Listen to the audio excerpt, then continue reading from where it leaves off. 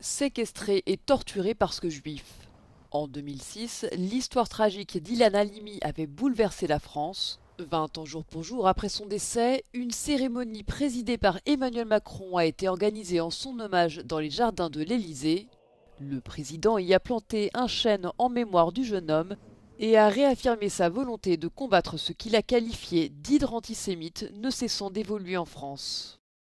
La lutte contre l'antisémitisme est le combat de chaque Français. Parce qu'on ne saurait effacer les Français juifs de la photo de famille de la République.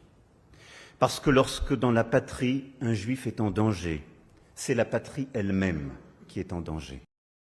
Emmanuel Macron prévoit de renforcer la pénalisation des actes antisémites, racistes et discriminatoires. Le chef de l'État a appelé à l'exemplarité des responsables politiques, avertissant que ceux-ci pourraient être exclus de tout exercice en cas de manquement.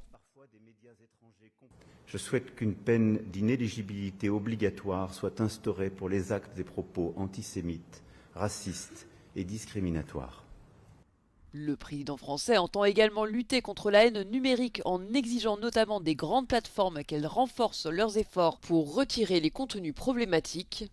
En 2025, plus de la moitié des quelques 2500 actes antireligieux recensés en France étaient des actes antisémites, selon les données du ministère de l'Intérieur.